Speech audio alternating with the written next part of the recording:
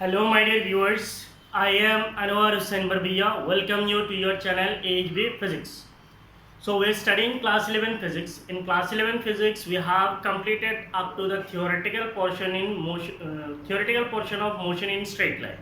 Means हमने motion in straight line का जितने थियोरेटिकल पोर्शन है उसको हम लोगों ने पढ़ा है और इसके साथ मैंने आपको एनसीईआरटी का जो एग्जाम्पल प्रॉब्लम्स है उसको कराया है. ठीक है, तो अभी जो है बेसिकली मैं आपको थ्योरेटिकल पोर्शन ज़्यादा पढ़ाऊंगा ताकि हम लोगों को सिलेबस भी आगे लेके जाना है. आप लोग न्यूमेरिकल्स को रेफरेंस बुक्स या किसी और बुक्स का सहारा लेके कुछ सोल्व कीजिए, आपका न्यूमेरिकल एबिलिटी को इंक्रीज कीजिए. ठीक है, after completion of this theoretical portion से अप टू यूनिट 4 और unit 5 then I will start uploading the numericals videos on numericals. In all chapters I will upload the videos on numericals. ठीक है, but at present we have to move according to the syllabus, so I am not uploading much videos on numericals, so we'll move with only the theoretical portion along with the NCERT example problems. So we are about to start motion in plane. So what is this motion in plane? It is basically your NCERT chapter number 4. So this is chapter 4 in NCERT. Chapter 4, it's motion in plane. Now to study the motion in plane, before that we have studied motion in line, that is motion in straight line. तो हमने जब motion in straight line पढ़ा था तब हम लोग ने क्या पढ़ा था, अगर कोई ऑब्जेक्ट राइट साइड में मूव करता है then its motion is considered as positive, left side में मूव करता है देन इट इज निगेटिव, ऊपर मूव करता है पॉजिटिव, नीचे गया निगेटिव, राइट साइड में गया तो displacement velocity acceleration all are considered as positive, left side में गया तो displacement velocity acceleration all are considered as negative, ऊपर गया then displacement velocity acceleration are considered as positive, नीचे गया then displacement velocity acceleration are considered as negative. हो गया हमारा कहानी. Now will study motion in plane. तो मोशन इन प्लेन को स्टडी करने के लिए we need to study vectors.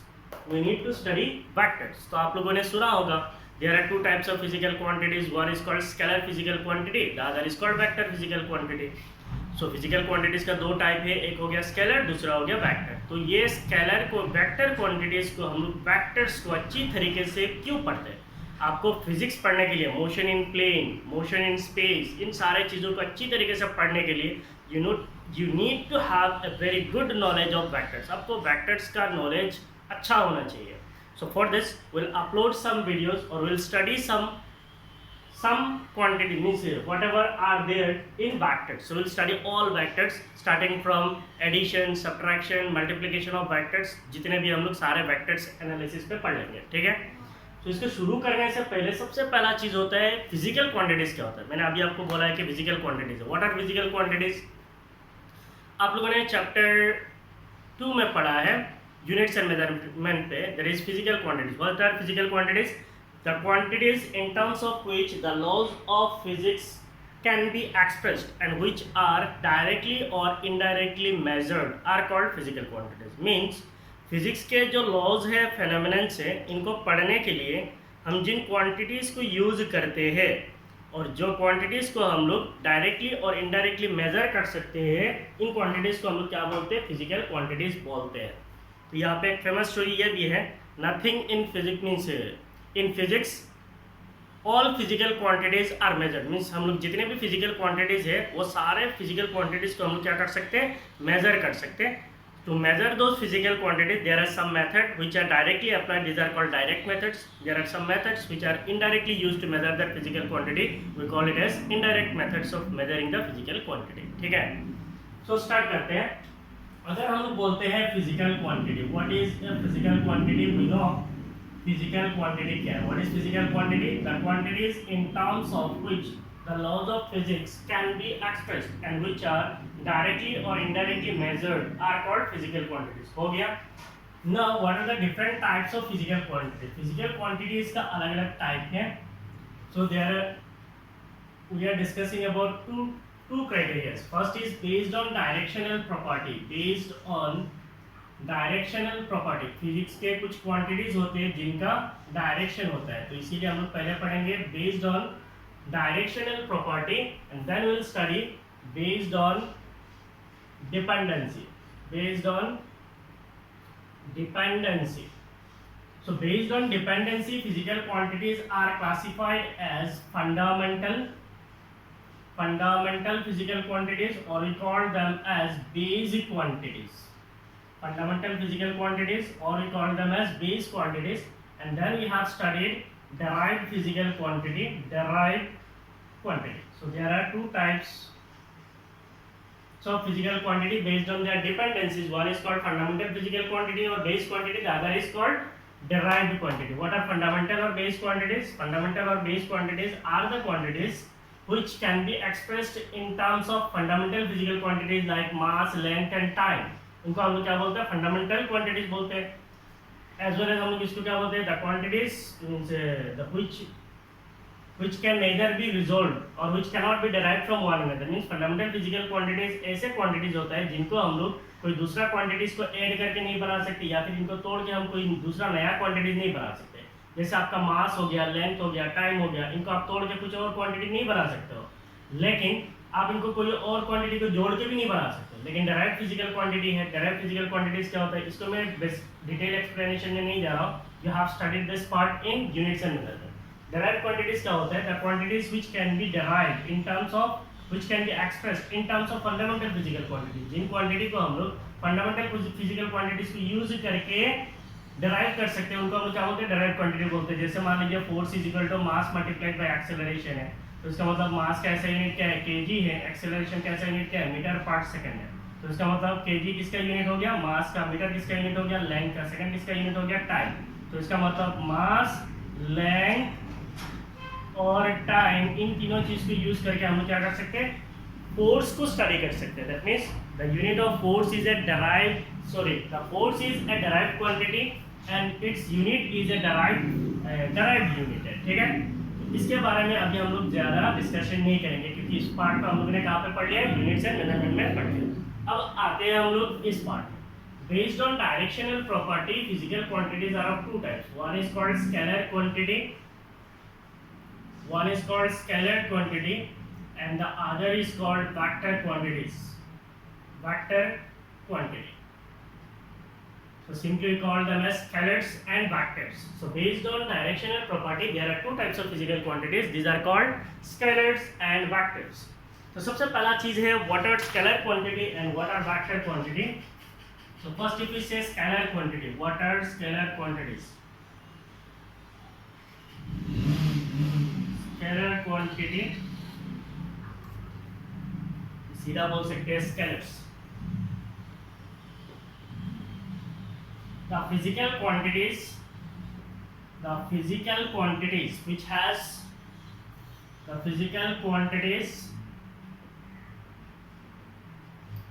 has only magnitudes. The physical quantities which has only magnitudes are called scalars or scalar physical quantity. ठीक है. So what are scalars? The physical quantities which has only magnitudes are called scalars. तो only magnitude का मतलब क्या है? जैसे मान लीजिए अगर हम लोग बोलते हैं किसी एक चीज़ का मास है 5 किलोग्राम है, इस 5 kg जो मास है, क्या इसका कोई डायरेक्शन है? कोई डायरेक्शन नहीं है. अगर मैं बोलता हूँ टाइम 5 सेकंड है, टाइम जो 5 सेकंड मैंने बोला, इसका कोई डायरेक्शन है? नहीं है. इसका मतलब जो फिजिकल क्वांटिटीज का कोई डायरेक्शन नहीं होता है, खाली मैग्नीट्यूड होता है, उसको हम क्या बोलते हैं? उसको हम बोलते हैं स्केलर्स. तो as for example if we say what are the scalars, we have studied so many scalars. Say mass is a scalar physical quantity, length हो गया, it is a scalar quantity. अगर हम लोग बोलेंगे time, it is a scalar quantity. If we say distance हमने पढ़ा, so distance is a scalar quantity. Then speed, it is also a scalar quantity, etc. Means there are many scalar quantities are there. Now if we say about vector quantities, so our discussion from here will start on vectors. So what are vector quantities or what are vectors? So vectors are the physical quantities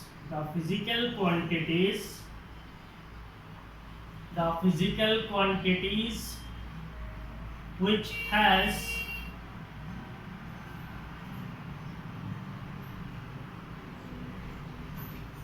both magnitude and direction.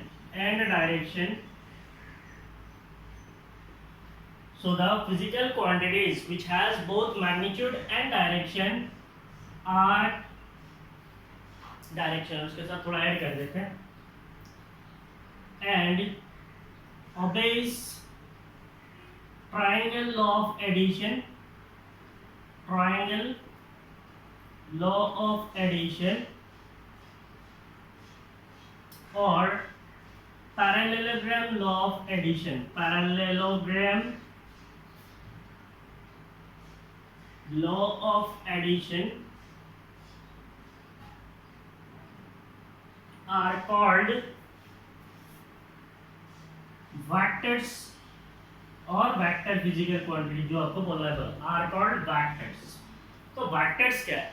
The physical quantities which has both magnitude and direction, the physical quantities which has both magnitude and direction and obeys a triangle law of addition और parallelogram law of addition are called vectors। इसका मतलब क्या है? Mean जिन physical quantities का magnitude भी होता है और डायरेक्शन भी होता है, इनको हम लोग क्या बोलते हैं?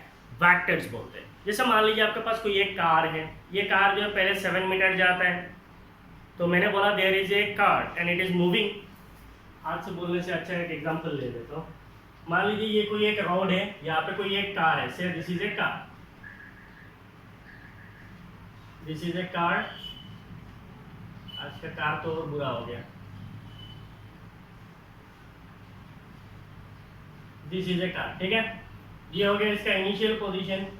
If we say this car has moved a distance of 7 metre, ये कार जो है 7 मीटर गया और फिर 3 मीटर गया। कोई अगर बोलता है ये कार जो है पहले कितना मीटर जाता है? 7 मीटर जाता है और उसके बाद वो फिर 3 मीटर डिस्टेंस ट्रेवल करता है। सो what is the distance travelled by this car? The distance travelled by this car is, पहले मान लीजिए 7 मीटर जाता है और फिर कितना गया? 3 मीटर गया, फिर कितना गया? 3 मीटर गया। तो टोटल डिस्टेंस कितना ट्रैवल किया? मान लीजिए अगर 3 मीटर है तो टोटल डिस्टेंस कितना ट्रैवल किया? कोई भी बच्चा भी बोल देगा the distance travel by this car is 7 + 3 it is 10 metre. ना यहाँ पे आपका जो है कितना डिस्टेंस ट्रैवल किया, तो इसके अंदर कोई डायरेक्शन की मतलब नहीं है। लेकिन अगर मैं बोलता हूँ a car moved from O to P, मान लीजिए ये हो गया इनिशियल पोजीशन और ये हो गया पॉइंट P है, तो O to P जाता है 7 metre and that car again return from P to Q। मान लीजिए ये P से लेके फिर Q तक आता है और P और Q के बीच में जो डिस्टेंस है वो है 3 metre.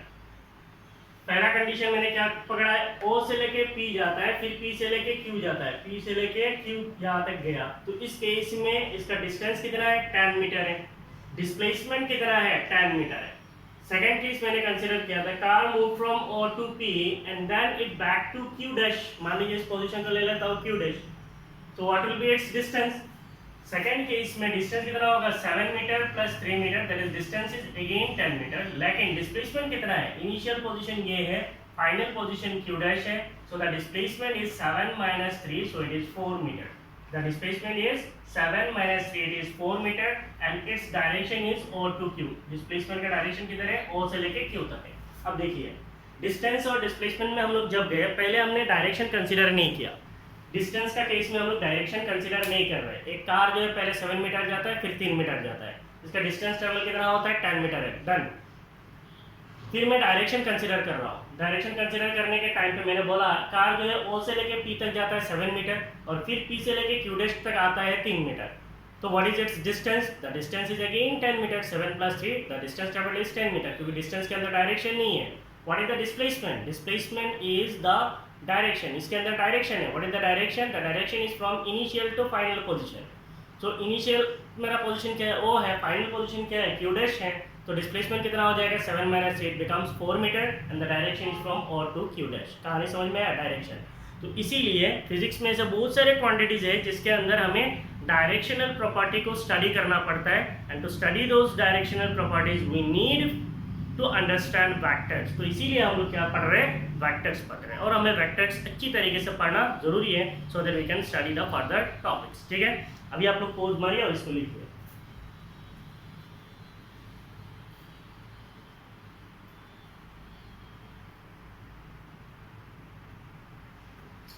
Now we got the idea about the physical quantities, the scalar physical quantities and the vector physical quantities. इससे पहले हम लोगों ने पढ़ा था मोशन इन लाइन, तो मोशन इन लाइन में कोई टेंशन नहीं है प्लस माइनस का, सामने गए तो प्लस है, बैकवर्ड मोशन किया तो माइनस है, ऊपर की तरफ मूव किया दैट इज अपवर्ड मोशन है तो पॉजिटिव है, डाउनवर्ड मोशन है तो नेगेटिव है, हो गया हमारा कहानी। लेकिन अगर हम लोग बोलते हैं plane and space, motion in plane हम लोग जब बोलेंगे इसका मतलब क्या है, मोशन इन 2 डायमेंशन है, और अगर हम लोग बोलते हैं मोशन इन स्पेस इसका मतलब इट इज 3 डायमेंशन है। तो एक बार थोड़ा आइडिया ले लो, अगर हम लोग बोलते हैं हमारे पास कोई एक प्लेन है, say that plane is x y plane, ये हो गया एक्स डायरेक्शन, ये हो गया वाई डायरेक्शन, और यहाँ पे कोई एक पॉइंट है, से दैट पॉइंट यहाँ पे कोई यहाँ पे एक पॉइंट है, say that point is P.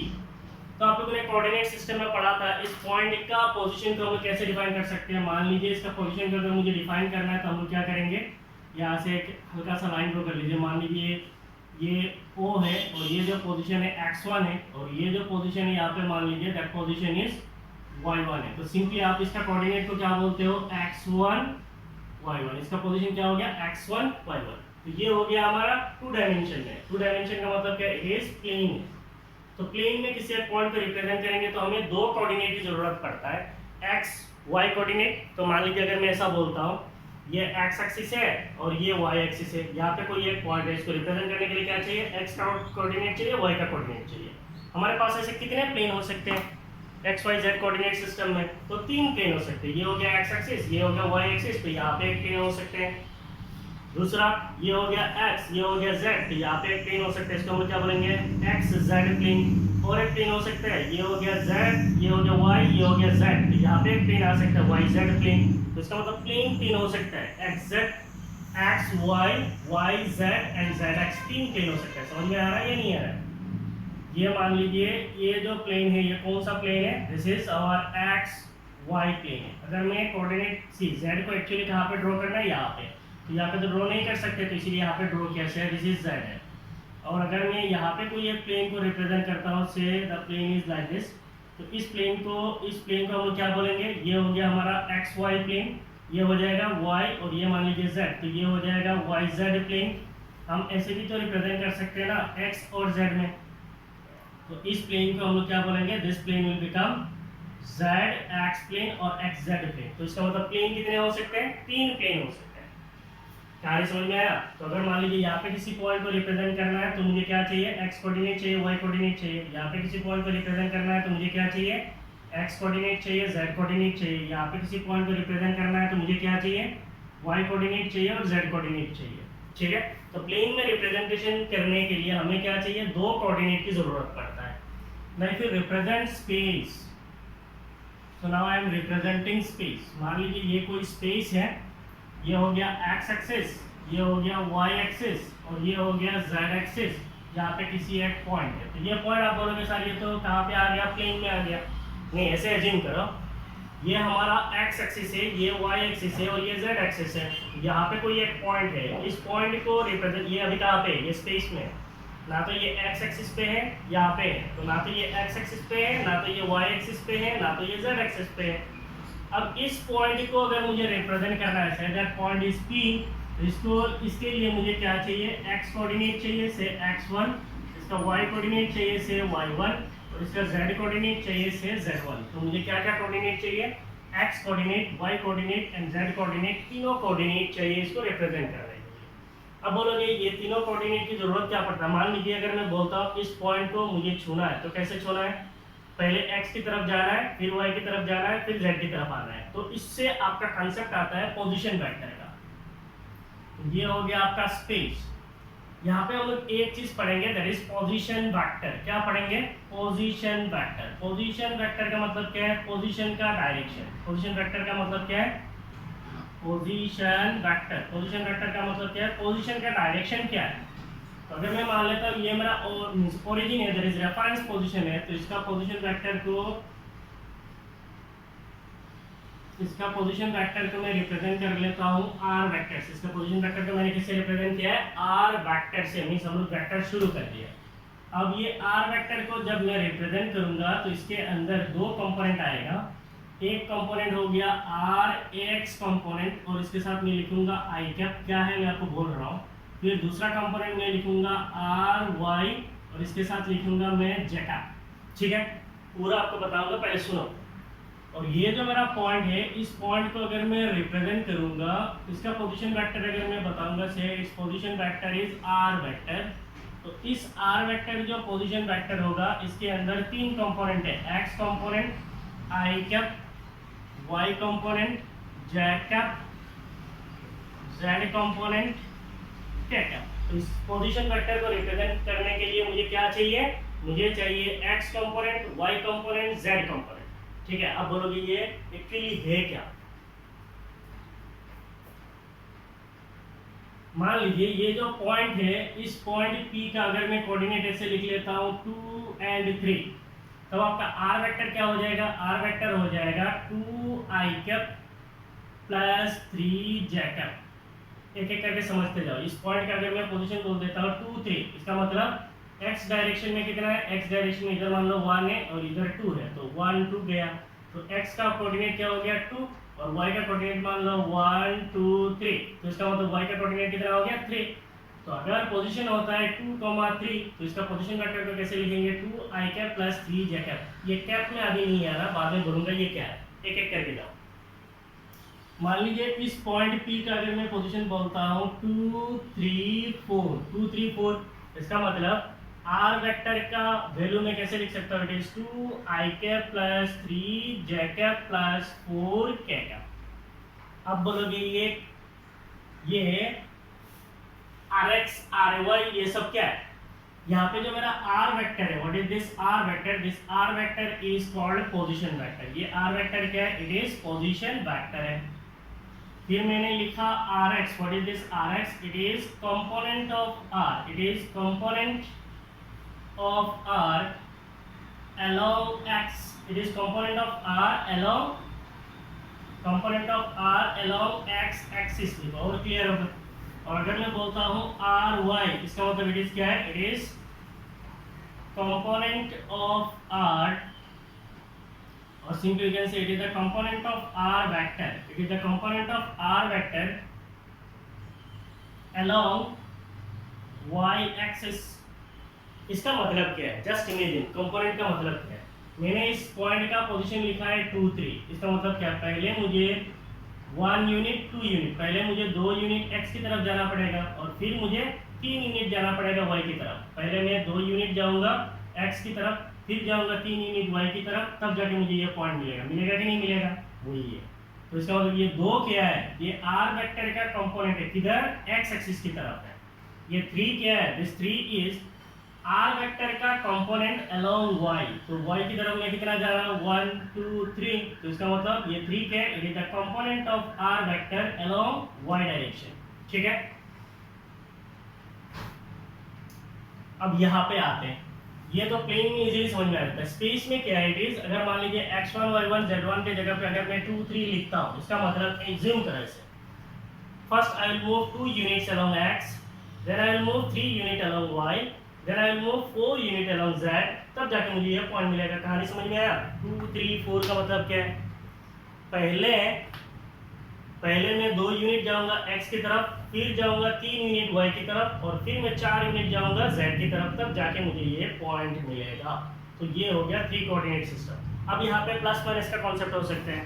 अब मान लीजिए ये पॉजिटिव x डायरेक्शन है, तो ये क्या होगा, नेगेटिव x डायरेक्शन। ये y डायरेक्शन है, तो इसका नीचे क्या होगा, नेगेटिव y डायरेक्शन। ये हो गया z डायरेक्शन, इसके नीचे क्या हो जाएगा, नेगेटिव z डायरेक्शन। तो अगर हम लोग ऐसे मान लेते हैं, मान लीजिए -2, 3 4 है, ये हो गया पॉइंट का पोजीशन। तो हम लोग क्या बोलेंगे, -2, इसका मतलब x हो गया -2, पहले मैं माइनस जाऊंगा, -2 फिर 3 फिर 4, पहले माइनस डायरेक्शन में जाऊंगा, नेगेटिव x डायरेक्शन में, फिर पॉजिटिव y डायरेक्शन में, फिर पॉजिटिव z डायरेक्शन में। तो पॉइंट कहाँ पे, यहाँ पे। तो ऐसे बहुत सारे जगह पे आपको पोजीशन वेक्टर का कॉन्सेप्ट यूज होगा, ठीक है। तो वहां पे मैंने जो लिखा है rz, what is this rz, it is the component of r vector along z axis, it is the component of r vector along z axis. तो rx का मतलब है component of x, component of r along x, rx का मतलब y का मतलब component of r along y, और z का मतलब component of r along z, ठीक है। तो ये हो गया आपका प्लेन, ये हो गया स्पेस। यहाँ पे मैंने प्लेन में पोजीशन वेक्टर बोला क्या है, और यहाँ पे मैंने बोला स्पेस में पोजीशन वेक्टर क्या है।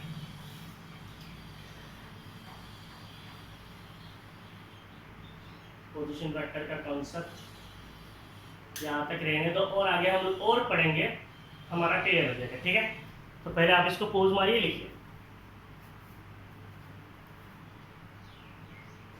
अच्छा, मैंने यहाँ पे आई cap j cap k cap नहीं बोला है। सो ये जो है आई, यहाँ पे मैंने ऊपर डाला है कैप, इसको पढ़ते हैं आई कैप। आई कैप का मतलब है एक्स डायरेक्शन, कुछ नहीं है। आई कैप का मतलब क्या है, एक्स डायरेक्शन है। जे कैप का मतलब क्या है, इट इज वाई डायरेक्शन है। और के कैप का मतलब क्या है, के कैप का मतलब है जेड डायरेक्शन। के cap is what, it is Z direction. अब ये जो आई कैप, जे कैप और के कैप है, इनको हम लोग बोलते हैं यूनिट वेक्टर्स। इनको हम लोग क्या बोलते हैं, यूनिट वेक्टर्स बोलते हैं। यूनिट वेक्टर का मतलब क्या है, ये जो मेरा आई कैप है, इसका अगर मैं मैग्नीट्यूड लेता हूँ तो मुझे कितना मिलेगा, 1 मिलेगा। ये जो मेरा जे कैप है, इस वेक्टर का अगर मैं मैग्नीट्यूड लेता हूँ तो मुझे कितना मिलेगा, 1। एंड अगर मैं के कैप जो है, इस के कैप का अगर मैग्नीट्यूड ले लेता हूँ तो मैग्नीट्यूड मुझे कितना मिलेगा, 1। तो इसका मतलब ये आई cap, j cap, k cap को जब मल्टीप्लाई करते हैं, मैग्नीट्यूड कोई फर्क नहीं पड़ता। मान लीजिए ये 2 के साथ अगर मैं आई कैप मल्टीप्लाई करता हूँ तो आई कैप का मैग्नीट्यूड कितना है, 1 है। तो 2 × 1 कितना हो गया, अल्टीमेटली 2 ही हो गया।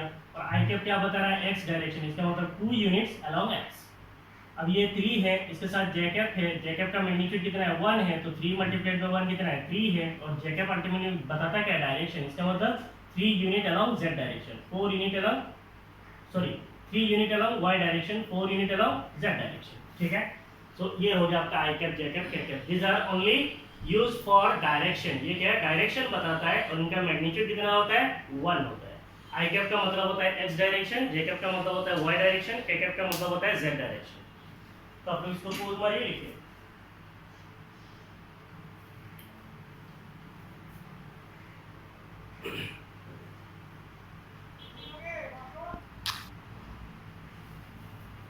So now let's study the concept of position vector and displacement vector. So position vector क्या होता है, and displacement vector, and displacement vector. What is called a position vector and a displacement vector, that we are going to study. So first we are considering that we have x-axis and y-axis. Say this is x-axis and this is y-axis. If we now consider the motion of a particle, मान लीजिए कोई एक particle move करता है, say that the motion of this particle is like this. particle का motion कैसा है, ऐसा है। तो if we consider the particle motion as, मान लीजिए particle जो है x से x dash तक जाता है। particle किधर से किधर तक जा रहा है, x से लेके x तक, x dash तक जा रहा है। So particle will start from x and it will move to x dash. Assume कीजिए xy plane है, यहाँ पे कोई एक particle move कर रहा है। कैसे move कर रहा है, x से लेके x dash तक move कर रहा है। इसका मैं एक point consider करता हूँ। Suppose यहाँ पे एक point है, say that point is P, और यहाँ पे मैं कोई और एक दूसरा point consider करता हूँ, say that point is P dash। तो point P क्या है, it is the position at a time t। point P क्या है, it is the position at a time t। ये मान लीजिए ओरिजिन है। एंड पी डैश क्या है, it is the position at a time t1, means time t में जो पोजीशन है वो हो गया मेरा p। तो इस पोजीशन को अगर मैं पोजीशन वेक्टर से रिप्रेजेंट करूं, से दैट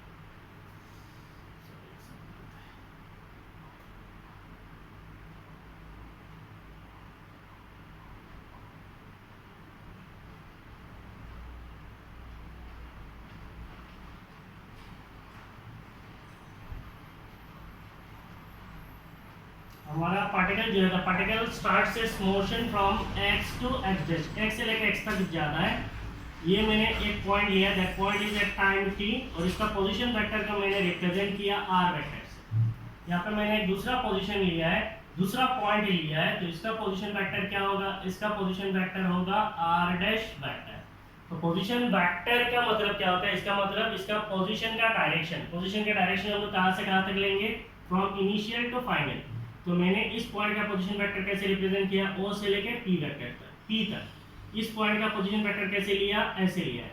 तो इसका मतलब यहाँ पे मेरा आर वेक्टर क्या, what is this r vector, it is the position vector, it is the position vector of object, it is the position vector of object at time t, time t में इसका जो position vector है उसको मैंने लिया। Point p जो है क्या है, point p is the position at time t, और r वेक्टर क्या हो जाएगा, it is the position vector of object at time t।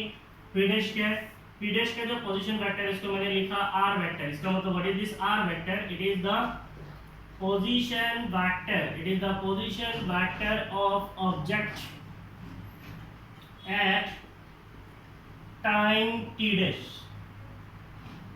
Time t dash t1 कुछ भी टाइम मान लीजिए, पहला टाइम स्टार्टिंग टाइम जो है t है, एंड टाइम जो है t1 है। तो पहला पोजीशन क्या है, पहला पोजीशन है r वेक्टर, इसका मतलब it is the position vector of object at time t। Final position क्या है, it is r dash vector, इसका मतलब it is the position vector of object at time t1। इसका मतलब इन दोनों पॉइंट्स के बीच में पार्टिकल का डिस्प्लेसमेंट कितना हुआ है। अगर हम डिस्प्लेसमेंट को रिप्रेजेंट करेंगे तो कैसे रिप्रेजेंट कर सकते हैं, ऐसे वेक्टर किधर से किधर जाएगा, p से लेकर p डैश तक। सो p से लेकर p डैश तक एक वेक्टर अगर मैं ड्रॉ करता हूं, सो this is actually the displacement vector. ये क्या है, ये हो गया displacement vector, it is the displacement vector of object या फिर displacement vector of particle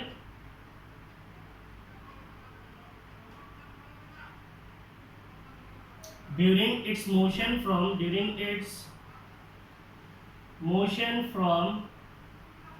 p to p dash, p से लेके p तक, p dash तक जाने के लिए इसका डिस्प्लेसमेंट कितना हुआ है। तो हमें पता है, अगर हम लोग बोलते हैं ये हमारे पास कोई एक पॉइंट है p और यहाँ पे कोई एक पॉइंट है दैट इज p dash है, इसका डिस्प्लेसमेंट वेक्टर क्या होता है, it is the displacement is along the direction from initial to final। अब अगर मान लीजिए पार्टिकल ऐसे भी अगर घूम के जाता है तो भी इसका डिस्प्लेसमेंट कितना होगा, p से लेकर p डैश तक। अगर पार्टिकल मान लीजिए ऐसे घूम के जाता है तब भी इसका डिस्प्लेसमेंट कितना होगा, p से लेकर p dash will be the displacement vector. So p dash मेरा क्या है, it is the displacement vector है, r वेक्टर क्या है, पोजीशन वेक्टर है, r डैश वेक्टर क्या है, it is also the position vector. तो यहाँ पे आपको कॉन्सेप्ट समझ में आ गया, what is position vector and displacement vector. समझ में नहीं आया तो अच्छी तरीके से देखो, ये हो गया हमारा एक पार्टिकल का मोशन का कर्व। इस पाथ में पार्टिकल जो मूव करता है, मैंने यहाँ पे एक पॉइंट लिया, say that point is p, इस पॉइंट का position with respect to origin, तो इसको मैंने रिप्रेजेंट किया r वेक्टर से। यहाँ पे कोई दूसरा पॉइंट लिया, वो हो गया पोजीशन p डैश, इसका ये हो गया position p dash. Position vector क्या है, r डैश वेक्टर है। ये मेरा क्या है, ओरिजिन है। इधर मैंने लिया था x एक्सिस, इधर लिया मैंने y एक्सिस। ये पार्टिकल p से लेकर p डैश तक जब जाता है तो ये हो जो वेक्टर होगा, that vector from initial to final जो डायरेक्शन है, it is the displacement vector. ये हो गया पोजीशन वेक्टर, ये हो गया पोजीशन वेक्टर, ये हो गया डिस्प्लेसमेंट वेक्टर। बस इतना काफी है।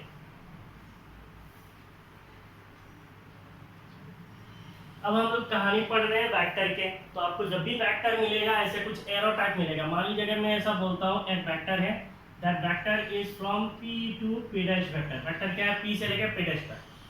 तो ये जो चीज है, दैट मींस इनके बीच में जो लेंथ होगा, what is that length, this length will give you the magnitude, this length will give you the magnitude of vector, this length will give you the magnitude of vector.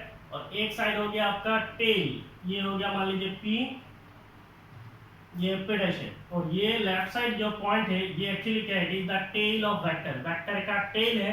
और ये जो right side है इसको हम क्या बोलेंगे, tell, इसको हम क्या बोल सकते हैं, हेड भी बोल सकते हैं। सो ये हो गया एरो का हेड। तो एरो का हेड जो है ये आपका फाइनल पोजीशन है। यहाँ पे आपका टेल क्या बता रहा है, this tail is representing the initial position, it is representing the initial position. और ये हेड एक्चुअली हमें यहाँ पे क्या बता रहा है, this head is representing the final position. तो आपको कोई भी वेक्टर है, आप वेक्टर को कैसे रिप्रेजेंट करेंगे, ऐसे विद एन एरो। हो गया। और वो जो वेक्टर है इसका जो लेंथ है, that length will give you the magnitude. ये जो लेंथ है वो लेंथ से आपको क्या मिलेगा, मैग्नीट्यूड। और इसका डायरेक्शन किधर होगा, the direction is from initial to final position, that will be the direction of vector. ठीक है, पोज मारिए।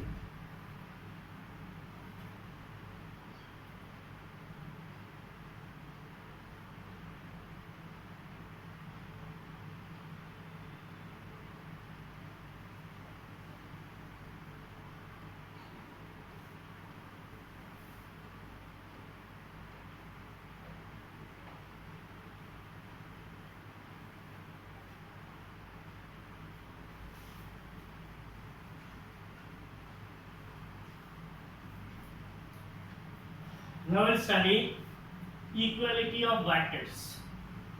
Equality of vectors. Equality of vectors का मतलब क्या है? इसका मतलब दो vectors को हम लोग equal कब बोलने से equal कब बता सकते हैं? Well, we can say that the two vectors are equal. दो vectors को हम लोग equal कब बता सकते हैं? So always remember, two vectors are said to be equal if and only if they have same magnitude and same direction. दो vector को हम लोग इक्वल तभी बता सकते हैं जब इनके अंदर इनका मैग्नीट्यूड इक्वल, मैग्नीट्यूड दोनों वेक्टर का मैग्नीट्यूड इक्वल हो और डायरेक्शन सेम हो, तभी जाके हम लोग इन वेक्टर्स को क्या बोल सकते हैं? इक्वल वेक्टर्स बोल सकते हैं. So what is equality of vectors? That is two vectors are said to be equal. said to be नीचे, two vectors are equal if and only if and only if the two vectors has if and only if the two vectors has same magnitude and same direction. Two vectors has same magnitude and same direction. Simple. Two vectors are equal if and only if the two vectors has same magnitude and same direction. What does it mean? दो vectors को हम लोग equal तभी बता सकते हैं जब दोनों वेक्टर्स का मैग्नीट्यूड सेम हो और इनका डायरेक्शन भी सेम. एज्यूम हमारे पास दो वेक्टर है, मैं मान लेता हूँ ये मेरा एक वेक्टर है.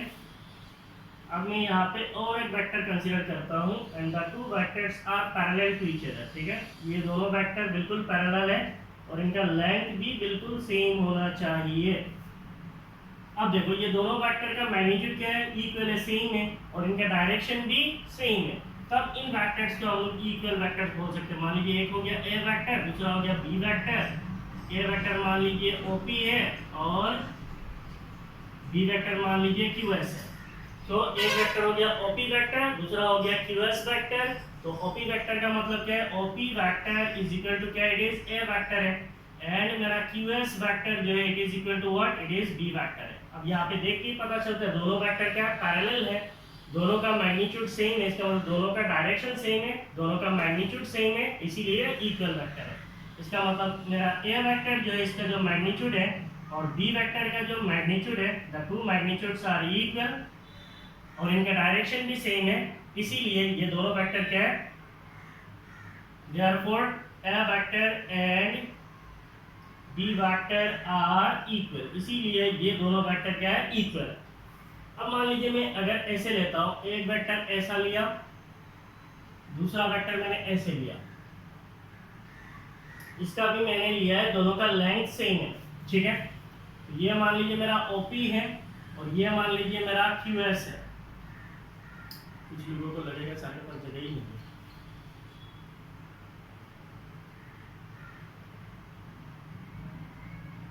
तो सेकंड वेक्टर मैंने लिया QS. तो अच्छी तरीके से देखिए, अगर मैं बोलता हूँ ये मेरा A वेक्टर है और ये मेरा B वेक्टर है, तो यहाँ पे OP का जो मैग्नीट्यूड है और QS का जो मैग्नीट्यूड है, ये दोनों मैग्नीट्यूड क्या है? इक्वल है. एग्जैक्टली इक्वल मैंने ड्रॉ किया. ठीक है, अब ये दोनों वेक्टर का मैग्नीट्यूड इक्वल है, दोनों का डायरेक्शन सेम है, तो इसका मतलब ये दोनों वेक्टर क्या है? इक्वल वेक्टर्स है. और इक्वल वेक्टर का हम लोग रिप्रेजेंट करते हैं A vector is equal to B vector. ठीक है, we can represent the two vectors equal as like this. Unequal vectors का मतलब क्या है? अगर हम लोग बोलते हैं हमारे पास एक वेक्टर ऐसे, that vector is this one, और मैं एक दूसरा वेक्टर लेता हूं ऐसे. सो ये मान लीजिए आपका पहले वाला जैसे O dash P dash vector है, से that vector is A dash vector, और ये मान लेता हूं मैं Q डैश S डैश और ये वेक्टर जो है बी वेक्टर है. अब यहाँ पे देखिए क्या पता चल रहा है? मैंने जानबूझ के ड्रॉ किया कि दोनों वेक्टर का मैग्नीट्यूड मैंने इक्वल लिया, लेकिन दोनों का डायरेक्शन सेम है नहीं है. एक का डायरेक्शन इधर है और दूसरा का डायरेक्शन किधर है? इधर है. अगर मान लीजिए मैं इस वेक्टर को यहाँ से उठा के यहाँ पे भी लेके आता हूँ तो भी क्या होगा? दोनों का डायरेक्शन सेम नहीं होगा. अब यहाँ पे देखिए, इस वेक्टर को उठा के अगर मैं इधर लेके आ जाता हूँ तो इसका मतलब दोनों वेक्टर सेम डायरेक्शन में. इस वेक्टर को उठा के अगर इस वेक्टर का जो टेल है, ये क्या हो गया? टेल. अब टेल को मैं इस टेल के साथ अगर मिला लेता हूँ, एज्यूम करो इस टेल को अगर मैं इस टेल के साथ मिला लूँ, और ये हेड को अगर मैं हेड के साथ मिला लूँ, मीन्स ऐसे मिला दिया, तो इसका मतलब ये इन द सेम डायरेक्शन, तो ये इक्वल वैक्टर्स है। इसका टेल कौन सा है, ये हो गया टेल, ये हो गया हेड। इस टेल को मैं इधर लेके आता हूँ, हेड किधर है, इधर है, इसका मतलब ये एक ही डायरेक्शन में आएगा, ये इक्वल वैक्टर है। इसका टेल को अगर मैं उठा के इसका टेल पे डाल देता हूँ, तो ये मैंने यहाँ पे डाल दिया, तो जितना यहाँ से मैं कैसे लेके जाऊंगा, ऐसे लेके जाऊंगा, इधर गया, तो अल्टीमेटली क्या हो गया, they are not in the same direction. तो इसका मतलब दो वेक्टर का मैग्नीट्यूड इक्वल होने से ये इक्वल वेक्टर नहीं है, इनका डायरेक्शन इंपॉर्टेंट है। So here A vector and B vector are unequal, ये दोनों क्या है, unequal है। क्यों? Since their direction are different, their direction are different but equal in magnitude, इन दोनों का भी मैग्नीट्यूड इक्वल है, दोनों का वैल्यू इक्वल है, लेकिन इनका डायरेक्शन अलग अलग है, इसीलिए ये दोनों वेक्टर जो है इक्वल वेक्टर नहीं है। इक्वल वेक्टर होने के लिए क्या चाहिए, मैग्नीट्यूड और डायरेक्शन, मैग्नीट्यूड सेम होना चाहिए और डायरेक्शन भी सेम होना चाहिए। मैग्नीट्यूड इक्वल होना चाहिए, डायरेक्शन सेम होना चाहिए, then we call them as equal vectors. और अगर मैग्नीट्यूड इक्वल है, डायरेक्शन अलग अलग है, then also we can not say these are equal vector, these are basically unequal vectors. ठीक है, डन।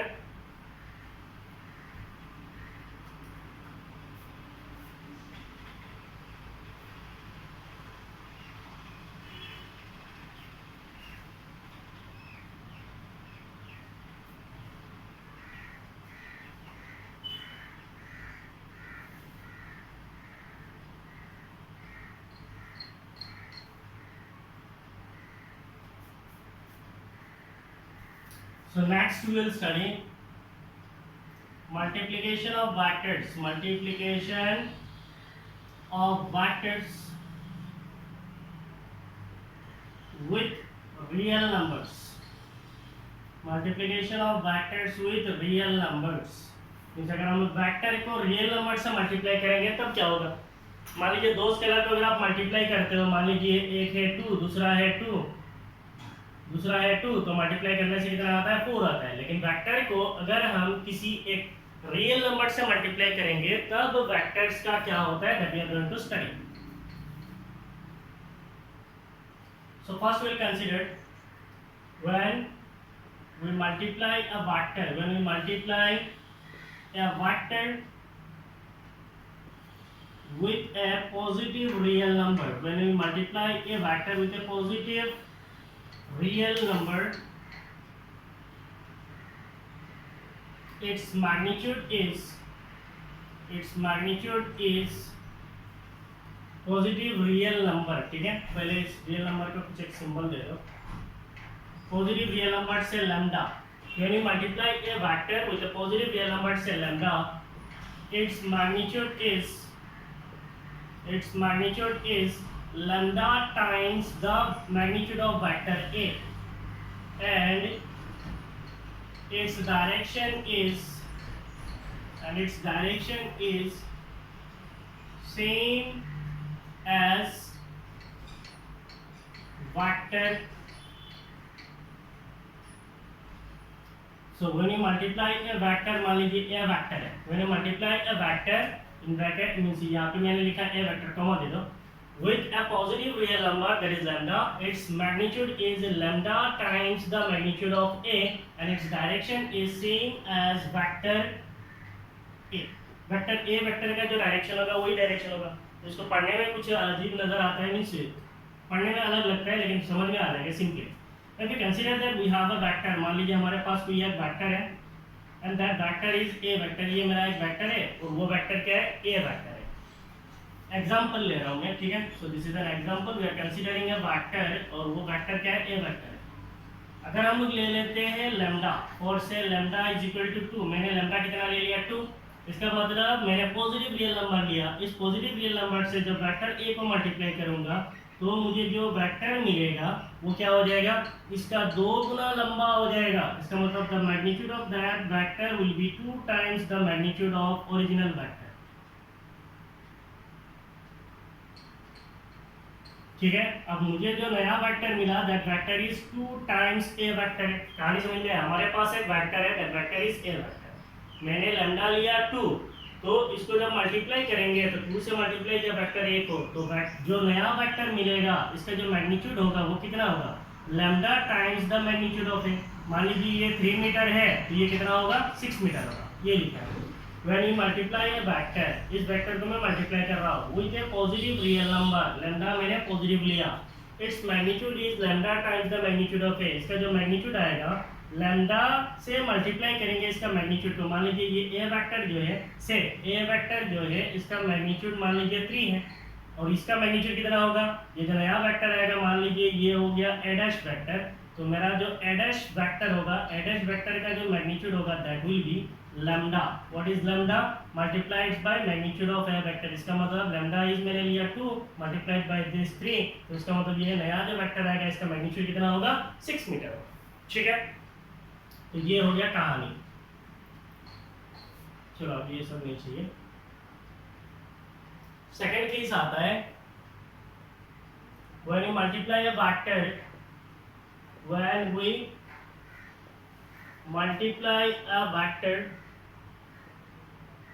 से ए वेक्टर, कुछ भी वेक्टर हो सकता है, with a negative real number, with a negative real number, its magnitude is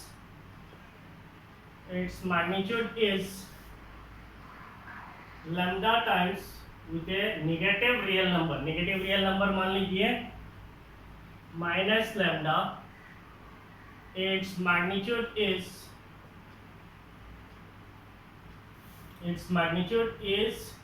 again lambda times the vector a। Vector a का magnitude के सेम होता है and its direction is opposite to a vector, opposite to a। Simple है, बहुत आसान है। Now see if you consider that we have a vector, मान लीजिए हमारे पास कोई एक वेक्टर है that vector is a vector. मैंने एक वेक्टर कंसीडर किया, वो वेक्टर क्या है? a वेक्टर है।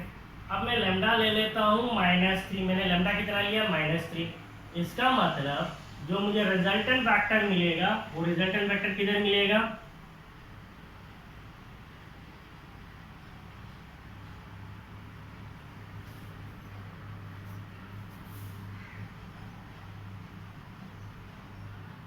चलो मैं लैम्डा ले लेता हूँ। Lambda I am considering -2। इसका मतलब लैम्डा तो मैंने -2 ले लिया।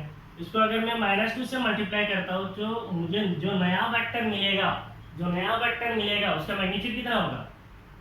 ये जो 2 है इसके साथ इसका मैग्नीट्यूड को मल्टीप्लाई करेंगे। मान लीजिए ये 2 मीटर है तो 2 टाइम्स 2 कितना होगा? इसका लेंथ हो जाएगा 4 मीटर, लेकिन इसका जो डायरेक्शन होगा इस वेक्टर के उल्टा डायरेक्शन में होगा। सो इसीलिए नेगेटिव रियल नंबर से मल्टीप्लाई करने से मैग्नीट्यूड मल्टीप्लाई होता है लैम्डा से, लेकिन इसका जो डायरेक्शन होता है the direction is opposite to the original vector. अगर ए वेक्टर को मल्टीप्लाई करेंगे -2 से तो इसका डायरेक्शन किधर हो जाएगा? इधर।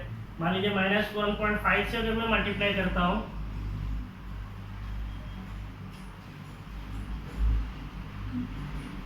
तो if you consider lambda is equal to -1.5 तो जो मुझे नया वेक्टर मिलेगा वो कितना हो जाएगा? 1.5 टाइम्स। यहाँ पे मैंने लैम्डा लिया 2 लेने से इसका लेंथ कितना हो जाएगा? 2 टाइम्स हो जाएगा। 1.5 लेने से ये 1.5 टाइम्स हो जाएगा और डायरेक्शन क्या होगा? ऑपोजिट होगा। तो पॉजिटिव रियल नंबर से मल्टीप्लाई करने से इन द सेम डायरेक्शन होता है, नेगेटिव रियल नंबर से मल्टीप्लाई करने से ऑपोजिट डायरेक्शन में होता है। पॉजिटिव नंबर से मल्टीप्लाई करने से जो मैग्नीट्यूड आता है वो नंबर टाइम्स इसका मैग्नीट्यूड होता है।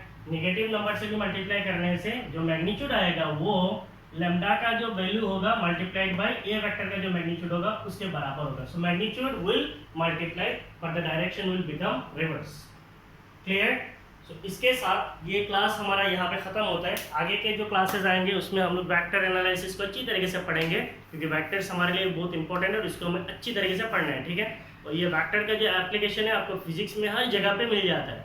आपका विदाउट वेक्टर पढ़ाई खत्म हो गया ऑलमोस्ट। आपने मोशन इन स्ट्रेट लाइन तक पढ़ लिया बिना वेक्टर के भी, लेकिन आपने वेक्टर क्वांटिटीज पढ़ा है। जैसे आपने पढ़ा स्पीड, आपने पढ़ा एक्सेलरेशन, ये सारे क्या है? वेक्टर क्वांटिटीज है, लेकिन बिना वेक्टर को कंसिडर किए हुए आपने पढ़ लिया क्योंकि वो 1 डायमेंशन में था। लेकिन 2 डायमेंशन में या फिर 3 डायमेंशन में that is motion in plane, motion in space, इन सारी चीज़ों को पढ़ने के लिए आपको वेक्टर्स चाहिए और वेक्टर्स का नॉलेज आपको अच्छी तरीके से पता होना चाहिए। ठीक है, तो इसके साथ हमारा क्लास यहाँ पे ख़त्म होता है। आपको अगर मेरा ये क्लास अच्छा लगे please share my videos with your friends and relatives जिनको फिजिक्स पढ़ने की ज़रूरत है। ठीक है, और अच्छी तरीके से वीडियो को देखिए, मेरे लिए दुआ कीजिए। Thank you, bye bye.